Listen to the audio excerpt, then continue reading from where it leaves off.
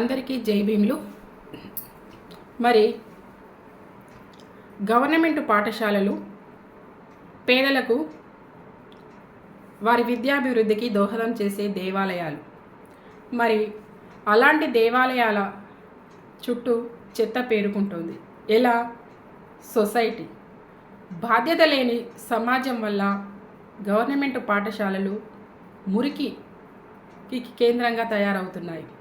మరి చుట్టూ పెద్ద పెద్ద బిల్డింగులు, మేడలు, మిద్దెలు అన్నీ ఉన్నాయి. మరి మేడలు, మిద్దెలు ఉన్న వాళ్ళకి చదువుకునే శక్తి సామర్థ్యాలు బాగా ఉన్నాయి. మరి చెత్తని దూరంగా పారవేసుకునే తెలివితేటలు లేవా? మీరు బాగా చదువుకున్న విద్యావంతులు, జ్ఞానవంతులు, మరి మీకు తెలియదా? మీ పరిసరాలను శుభ్రం చేసుకొని ఆ చెత్తనంతా తీసుకొచ్చి పాఠశాల ముందు పడేస్తే పాఠశాలలో చదువుకునే విద్యార్థులకు రోగాలు వస్తున్నాయి. పాపం పిల్లలు అంటువ్యాధులు వచ్చి ఎంతో బాధపడుతున్నారు. మరి వాళ్ళు పేదరికంలో ఉన్నారు కాబట్టే ఆ పాఠశాలకు వెళ్ళుచున్నారు. మరి మీ అందరికీ తెలియదా? అందులో చదువుకునే వాళ్ళు కూడా పిల్లలు, వాళ్ళు కూడా ప్రాణులే. వాళ్ళకు కూడా జీవం ఉంది, ఆరోగ్యం అవసరం. మరి అలాంటి ఆరోగ్యాన్ని పాడు చేసే హక్కు మీకు ఎవరిచ్చారు? ధనవంతులు కదా. మీరు మీ చెత్తని దూరంగా పారవేసుకోలేరా? బండ్లు వేసుకొని బండ్ల మీద చెత్తనంతా పోగు చేసుకొని తీసుకొచ్చి పాఠశాల ముందు పడేసి పాఠశాల పరిసరాలను, పాఠశాల ఆవరణ చుట్టూ చండాలం చేస్తున్నారు. ఆ దోమలు చేరి, ఆ దోమలు కుట్టి పాఠశాల విద్యార్థులు ఏం కావాలి? రోగాలు వచ్చి చనిపోవాలా? మీకు ఎవరిచ్చారు ఆ హక్కు? ఆ విద్యార్థుల యొక్క ఆరోగ్యాన్ని దెబ్బతీసే హక్కు మీకు ఎవరిచ్చారు? ఒక బాధ్యత గల పౌరురాలిగా నేను అడుగుతున్నాను, చెప్పండి. బాధ్యత గల అధికారులు పాఠశాల పరిసరాలని అశుభ్రం చేస్తున్నారన్న ఉద్దేశంతో వాళ్ళు అక్కడ చెత్త సేకరణకు 3 రకాల బాక్సులు పెట్టారు. తడి చెత్త, పొడి చెత్త అనేసి ఇలా పెడితే వాటిని వినియోగించుకోవడం లేదు. ఆ పక్కనే బండ్లు వేసుకొని వచ్చి విసిరి పడేసి వెళ్తున్నారు. ఉపాధ్యాయులు ఎన్నిసార్లు చెప్పినా కూడా పట్టించుకోవడం లేదు. అందరు వేస్తున్నారు కదా, మేమే వేస్తున్నామా అంటున్నారు. అందరూ వేస్తున్నారు, మేమే వేస్తున్నామా అంటే అందరూ చేస్తున్నారు, మీరు చేస్తున్నారా? చావట్లేదు కదా, బ్రతికే ఉంటున్నారు కదా. అంటే మీకొక న్యాయం, ఇంకొకరికి ఒక న్యాయమా? ఆ పాఠశాలల్లో చదివే విద్యార్థులు కాదా? మీ పిల్లల్ని మాత్రం చదివించడానికి ఎన్నో రకాలుగా చూస్తారే. మరి గవర్నమెంట్ పాఠశాల విద్యార్థులు వాళ్ళు చదువుకోకూడదా? సొసైటీలో వాళ్ళకంటూ ఒక మంచి స్థానం రాకూడదా? వాళ్ళది విద్య కాదా? కేవలం మీరు చదివేదే విద్యనా? ఆ మాత్రం తెలుసుకోలేని అజ్ఞానంలో మీరున్నారా?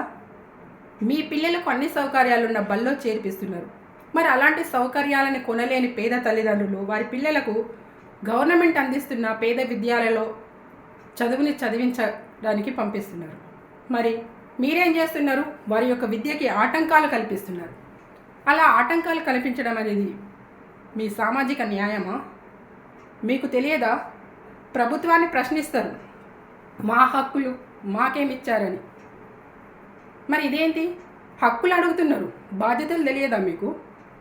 బాధ్యతలను కూడా తెలుసుకున్న నాడే మీరు హక్కుల గురించి ప్రశ్నించండి. గవర్నమెంట్ ఉద్యోగం కావాలి, కానీ గవర్నమెంట్ చదువులు మీకు వద్దు. సరే, వద్దయితే వద్దు. మరి పాఠశాలలో చదువుకునే విద్యార్థులకు ఎందుకు మీరు దారి లేకుండా చేస్తున్నారు? గేటు పక్కనే చెత్త పడేస్తే పిల్లలందరూ పాఠశాలలోకి ఎలా ఎంటర్ అవుతారు?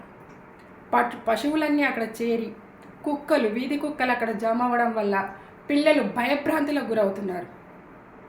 పశువులు చేరడం వల్ల ఆ ముందు నుంచి వెళ్ళే వాహనదారులు కూడా ఎన్నో రకాలుగా ఇక్కట్లు పడుతున్నారు. వాహనదారులు కూడా చాలా బాధపడుతున్నారు. పశువులు అక్కడ గుమిగూడి కొట్లాడుకుంటూ తమ మీద ఏడపడతాయోననేసి బాధపడుతూ భయపడుతూ వెళ్తున్నారు. మరి ఆ చుట్టుపక్కల ప్రాంతాల గృహాల వాళ్ళకి తెలియదా? గృహ యజమానులకు తెలియదా? ఇల్లులు కట్టుకున్నారు, బాగానే ఉంది. మీరు మున్సిపల్ కార్పొరేషన్లోనే ఉన్నారు కదా మీరంతా. మీ ఇంటి ముందుకు చెత్తబండి రావట్లేదా? రాకపోతే రప్పించుకోండి, ఆ చెత్తబండిలో వేయండి. చెత్తబండి ఇంటి ముందుకు వస్తే 100 రూపాయలు ఇవ్వడానికి కూడా మీరు వెనకాడే జనం ప్రభుత్వ పాఠశాల ముందు చెత్త వేయడానికి మాత్రం సిగ్గు లేకుండా తీసుకొచ్చి వేసి వెళ్తారు. మీకు ఎవరిచ్చారండి? ఎవరిచ్చారు? సమాజంలోని ప్రభుత్వ పాఠశాల యొక్క పరిసరాలను అపరిశుభ్రపరిచే హక్కు మీకు ఎవరిచ్చారు? మీరు బాగు చేయకండి, కానీ ఉన్న దానిని నాశనం చేయకండి. పేదవారికి ఆ మాత్రం చదువుకునే అవకాశాన్ని అందేలా కనీస ధర్మంగా భావించండి. అప్పుడే సొసైటీలో ఉన్న ప్రతి ఒక్కరికి విద్య అనేది అందుతుంది. విద్యా హక్కు చట్టం అనేది మనకు రాజ్యాంగం కల్పించబడింది. ప్రతి ఒక్కరూ విద్యావంతులు కావాలి. కేవలం డబ్బున్న వాళ్ళకే కాదు విద్య సొంతం. మీరు మీ పిల్లలకి రకరకాల సౌలభ్యాలను కల్పిస్తున్నారు. మరి పేద తల్లిదండ్రులు అలాంటివి కల్పించలేని దీనస్థితిలో ఉన్నారు కాబట్టి అలాంటి వారి కోసమే ప్రభుత్వ పాఠశాలల్ని నెలకొల్పింది. ఆ పాఠశాలలో కనీసం చదువుకొనివ్వండి. చదువుకొనిచ్చి వారి అభ్యున్నతికి మీరు ఎటువంటి ఆటంకాలు కల్పించకండి. దయచేసి చెప్తున్నాను, పాఠశాలల ముందు చెత్త వేసి పాఠశాలలో మద్యం సేవిస్తూ సీసాలు పగలగొట్టడము, గేటు ముందు అపరిశుభ్రంగా చేయడం, ఇలాంటివి చేసే వాళ్ళందరూ కూడా దయచేసి ఇక ముందైనా మానుకొని పేదల విద్యాభివృద్ధికి తోడ్పడండి. అంతే మేము మీ నుంచి కోరుకునేది. అంతకు మించి మేమేమి ఆశించడం లేదు. నేను ఒక బాధ్యత గల పౌరురాల్ని కాబట్టే స్పందించాను. రోజు చూస్తూ ఉంటే చాలా బాధగా అనిపిస్తుంది.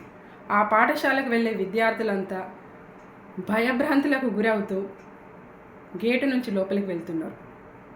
గేటు పక్కనే అంత దుర్గంధం వెదజల్లుతూ, పందులు కొట్లాడుతూ, ఆవులు గేదెలు కొట్లాడడం, వాహనదారులను భయభ్రాంతులకు గురి చేయడం, అంతేకాకుండా వీధి కుక్కలు కొట్లాడుతూ పిల్లల నీడ కరుస్తాయోనని భయభ్రాంతులకు గురవుతున్న ఉపాధ్యాయులు, దోమలు బాగా చేరి ఎంతో ఇబ్బంది పెడుతున్నా అయినా కూడా పాపం విద్యార్థులు ఎక్కడి నుండో వచ్చి విద్యను అభ్యసిస్తున్నారు. కాస్త దయ చూపండి వారి మీద, కాస్త అంటే కాస్త దయ చూపండి.